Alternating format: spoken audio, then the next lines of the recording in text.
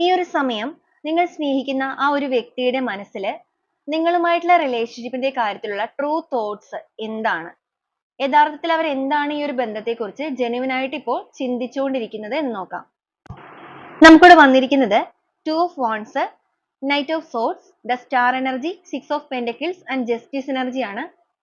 ഈ ഒരു സമയത്ത് നിങ്ങളുടെ വ്യക്തി ഈ ഒരു റിലേഷൻഷിപ്പിന്റെ ആ ഒരു കീ എന്ന് പറയുന്നത് തന്റെ കയ്യിൽ നിന്ന് പൂർണ്ണമായിട്ടും നഷ്ടപ്പെട്ടു പോയിട്ടുണ്ട് എന്നുള്ളത് മനസ്സിലാക്കുന്നുണ്ട്.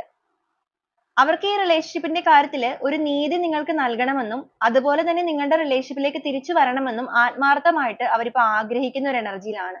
കാരണം അവർക്ക് ഉറക്കം പോലും നഷ്ടപ്പെട്ടിരിക്കുന്ന ഒരു എനർജി അല്ലെങ്കിൽ ആ ഒരു സിറ്റുവേഷൻ ആയിട്ടാണ് കാണിച്ചിരിക്കുന്നത്. നിങ്ങളുടെ ഓർമ്മകൾ നിരന്തരമായിട്ട് അവരെ അലട്ടുന്നുണ്ട്. അവർ ഇതുവരെ മുന്നോട്ടേക്ക് പോയിരുന്ന ആ ഒരു സേഫ് സോണിൽ നിന്ന് മാറി അല്ലെങ്കിൽ മാറി ചിന്തിക്കാനായിട്ട് ഇപ്പൊ തുടങ്ങിയിരിക്കുകയാണ്. നിങ്ങളുടെ ബന്ധത്തിലേക്കുള്ള ഒരു തിരിച്ചുവരവിലേക്ക് അല്ലെങ്കിൽ ആ ഒരു പ്രതീക്ഷയിലാണ് അവരിപ്പോ മനസ്സിൽ നിങ്ങളെക്കുറിച്ച് ചിന്തിക്കുന്നത്. എത്രത്തോളം നഷ്ടപ്പെട്ടു പോയി എന്നുള്ള ചിന്ത ഉണ്ടെങ്കിൽ പോലും നീതിപൂർവം നിങ്ങളുടെ ബന്ധത്തിൽ പ്രവർത്തിക്കാം എന്നുണ്ടെങ്കിൽ അല്ലെങ്കിൽ നിങ്ങൾക്ക് ഒരു നീതി നൽകാം എന്നുള്ള ചിന്തയിൽ അവർ വരികയാണെന്നുണ്ടെങ്കിൽ നിങ്ങൾ അവരോട് ക്ഷമിക്കാൻ തയ്യാറാകും എന്നുള്ള ഒരു പ്രതീക്ഷ, ആ ഒരു ഹോപ്പ് വെച്ചിട്ടാണ് അവർ ഈ ഒരു രീതിയിൽ ചിന്തിച്ചുകൊണ്ടിരിക്കുന്നത്.